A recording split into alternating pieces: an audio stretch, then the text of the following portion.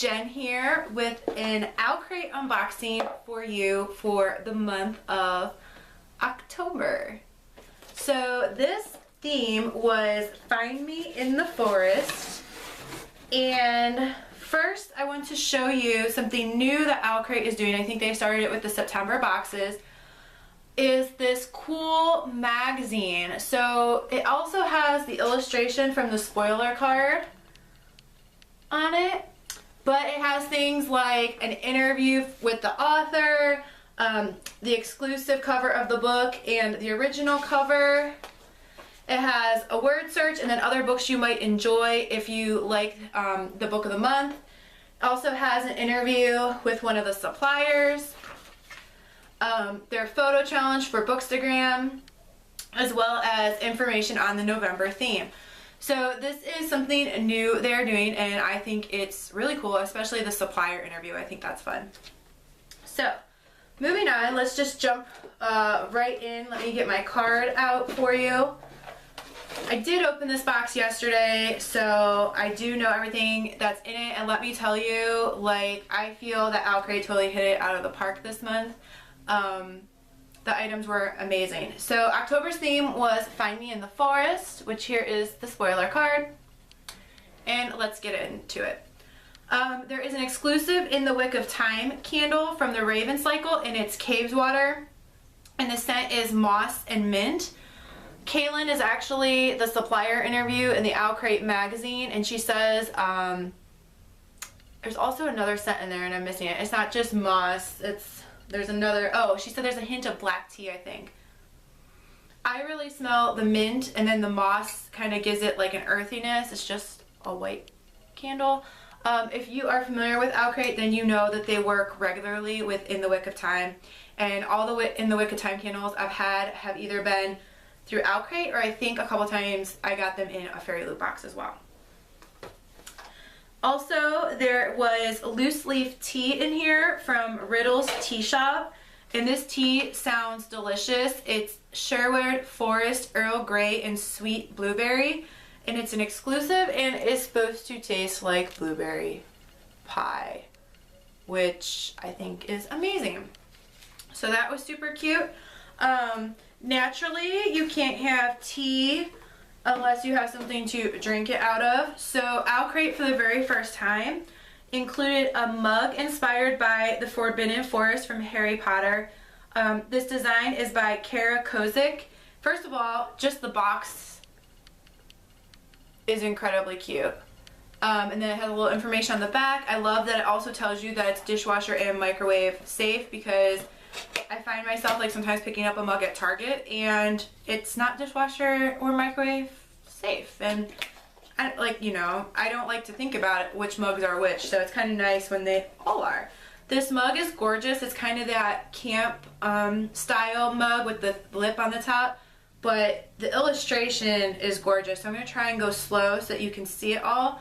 But over here we have Buckbeak and Hagrid's hut. And then if we keep going, we see some members of the Forbidden Forest, a centaur, and I believe that was a unicorn. Let me double check. Yeah. We see the Whomping Willow and the Weasley's blue car, and that. I mean, it's really gorgeous. And on the bottom here, I'm noticing for the first time, it does say Owlcrate exclusive design. So that was super exciting. It was really wrapped nice. It also had bubble wrap, so it wasn't just in this box. I just tossed the extra wrappings when I unboxed it for myself yesterday. So gorgeous, gorgeous mug. Alright, also we have a beautiful coaster that you can set your mug on, but let's be honest, chances are if you're part of the Bookstagram community, this is going on like your bookshelf or something, or in your props for your photos. You're never going to set your tea on it because it's too cute.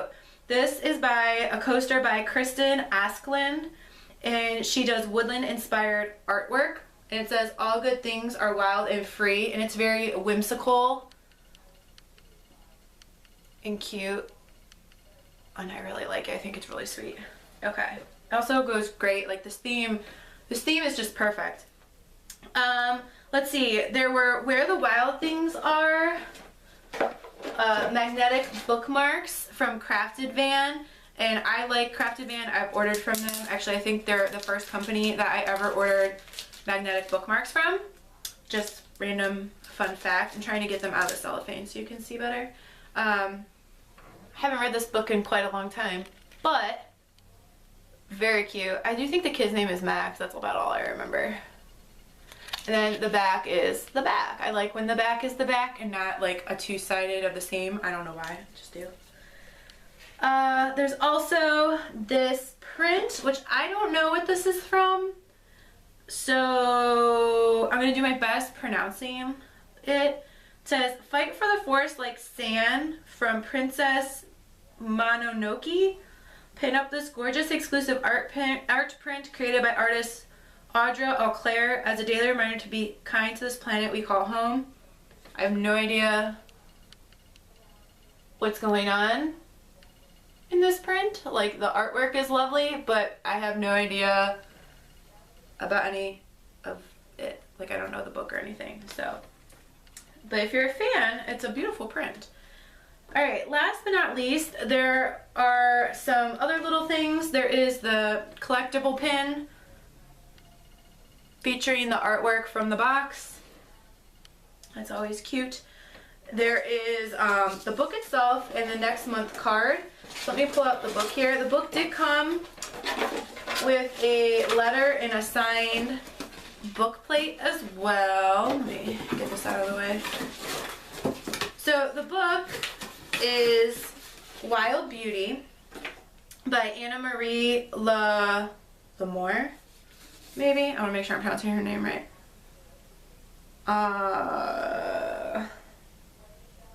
McLemore. Sorry, it was in script and I, for some reason, like, couldn't make it out for whatever reason. So, let me read you the synopsis. It did, like I said, it came with a signed book plate. It says, "Love grows such strange things. In Wild Beauty, McLemore, or McLemore, I'm not sure which, introduces a spellbinding setting and two characters drawn together by fate and pulled apart by truth. For nearly a century, the Nomeolivides women have tended the grounds of La Pradera, the lush estate gardens that enchant guests from around the world. They've also hidden a tragic legacy. If they fall in love too deeply, their lovers vanish. But then, after generations of vanishings, a strange boy appears in the gardens. A boy neither Estrella, the Nomeolivides girl who finds him, nor her family know anything about." I'm really sorry. I think that this book has Mexican-American origins, and I don't speak Spanish. I took French, and I know they're similar, but it's been a while, so my apologies. The Nomeolivides grandmothers treat him like a lost son. The Nomeolivides mothers hope he's a sign that their vanished loves might reappear. Estrella's cousins worry his presence is a warning that none of them yet understand. But however much the boy is an enigma to them, he's even more of a mystery to himself. All he knows about who he is or where he came from is the first three letters of his name. As Estrella tries to help Fel piece together his unknown past, La Pradera leads them to secrets as dangerous as they are magical in the stunning exploration of love, loss, and family. I do know that the genre for this book is magical realism. Apparently she also wrote When the Moon Was Ours and The Weight of Feathers, and I actually didn't even realize that she was the author of The Weight of Feathers, which I loved a million Junes, and a friend recommended that I read The Weight of Feathers. So I'm actually just ordered it off of eBay from a bookseller, and it should be here soon. So that's kind of fun. I already have another book by her. So obviously this is not her debut. The title page is gorgeous. This cover is an exclusive Owlcrate cover. The original one is black, and then this little lady here is, I think, more gold-ish or maybe yellowish. Read the author bio. Anna Marie McLemore was born in the foothills of the San Gabriel Mountains, raised in the same town as the world's largest wisteria vine, and taught by her family to hear La Llorona in the Santa Ana winds. She is a Lambda Literary Fellow, and her work has been featured by the Huntington USC Institute on California and the West, Chimera Obscuros Bridge the Gap series, and the Portland Review. She is the author of The Weight of Feathers and When the Moon Was Ours.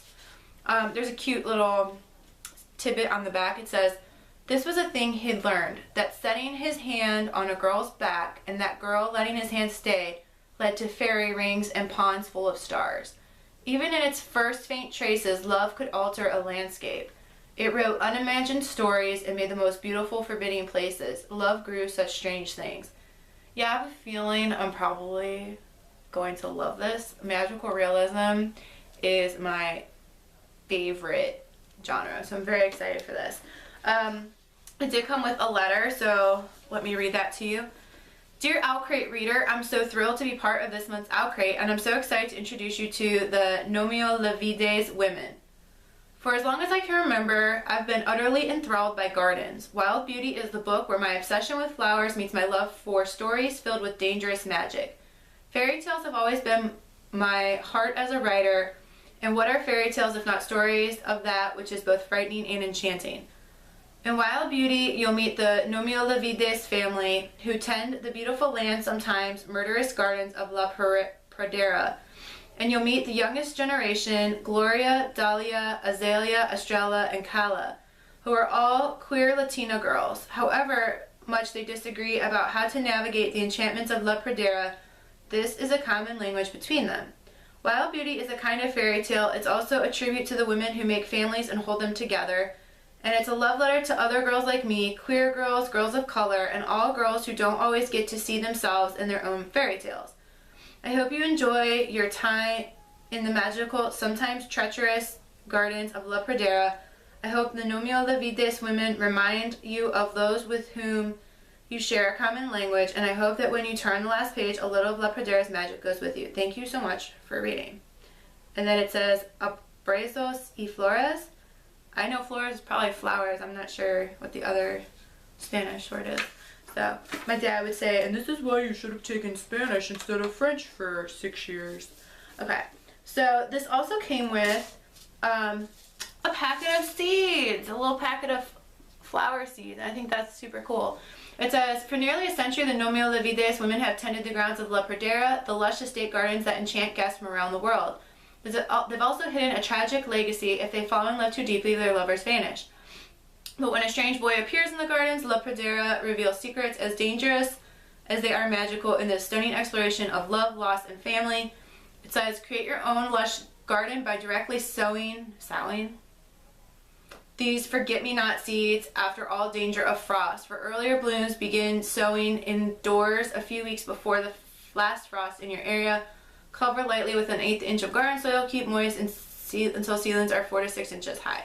So, I will be planting these now because it's mid-October here. So I'll probably plant these in the spring. But I thought that was a super cool addition to include. So the November box, which I have already ordered, is Castles, Courts, and Kingdoms. And on the back is a sneak peek of one of the vendors, which is Juniper and Ivy Designs, which I have a magnet and I think a bookmark from them. So that's super fun as well.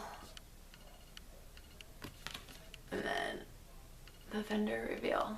So this box was outstanding. I mean, it really is an amazing box filled with items that you can use but that are also beautiful, and I'm very excited for the book in this box. So this is the Owlcrate October 2017, and this was Find Me in the Forest. In the meanwhile, happy reading and happy